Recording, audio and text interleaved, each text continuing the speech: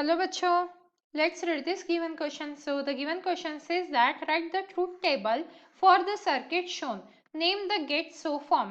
तो देखिए बच्चों, क्वेश्चन में हमें क्या बोला गया है, जो हमारे पास डायग्राम दी हुई है उसका हमें ट्रूथ टेबल लिखना है और एट द एंड जो गेट फॉर्म हो रहा है, ये जो ब्लॉक डायग्राम से जो लास्ट में गेट फॉर्म हो रहा है उसका हमें नाम फाइंड आउट करना है। तो अगर हम इस क्वेश्चन को सॉल्व करें तो सबसे पहले इस क्वेश्चन का की कंसेप्ट देख लेते हैं। की कंसेप्ट ऑफ दिस क्वेश्चन क्या रहेगा? की कंसेप्ट जो हमारा और गेट है, और गेट के लिए सिंबल क्या होता है हमारा? और गेट के लिए सिंबल होता है हमारा प्लस, और एंड गेट के लिए सिंबल क्या होता है हमारा? डॉट। तो ये हमारा की कंसेप्ट रहेगा जिसे हमें ध्यान में रखना है।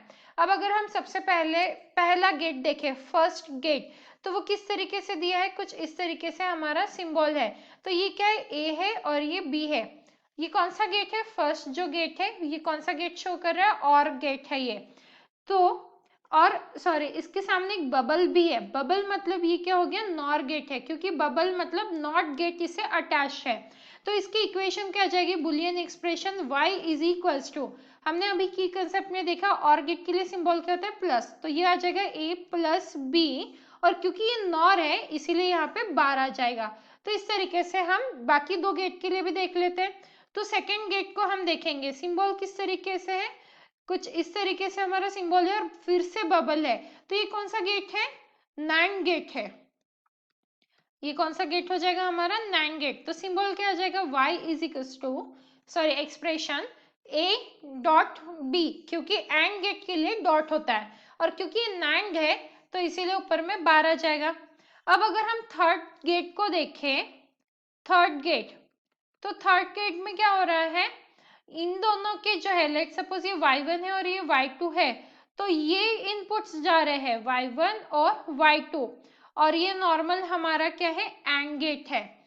तो यहाँ पे एक्सप्रेशन क्या आ जाएगा? Final y is equals to क्या आ जाएगा? y1, और एंड गेट के लिए सिंबल क्या होता है? डॉट। तो y1 डॉट y2 आ जाएगा। मतलब y is equals to, y1 की वैल्यू क्या है? a plus B bar, dot y2 की वैल्यू क्या है? a dot b bar.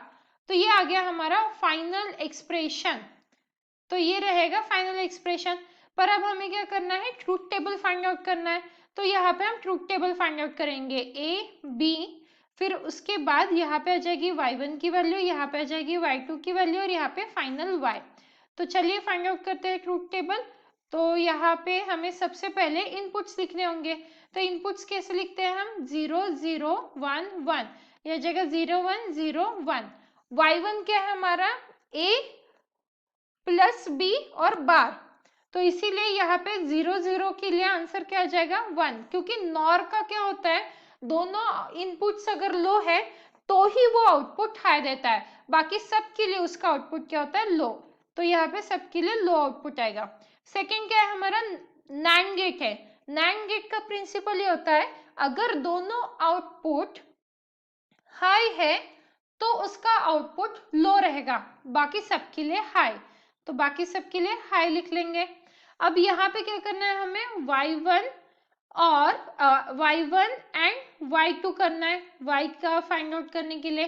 तो एंड मतलब क्या होना चाहिए? दोनों जो हमारे इनपुट्स हैं वो हाई होने चाहिए, तभी ये क्या रहेगा? हाई रहेगा।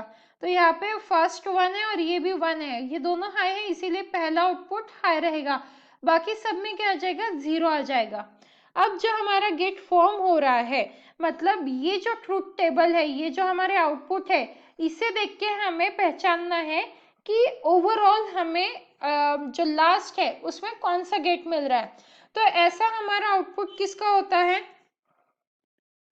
नॉर गेट का होता है। क्यों? क्योंकि देखिए नॉर गेट क्या होता है? नॉर गेट, देखिए अगर हम अब यहाँ पे इनपुट्स देखेंगे, क्योंकि हमें अल्टीमेट गेट जो मिल रहा है वो बताना है, तो अब हमें क्या करना होगा? ये जो इनपुट्स है इन्हें देखना होगा, क्योंकि स्टार्टिंग इनसे हुई थी और at the end final output क्या है? ये y है।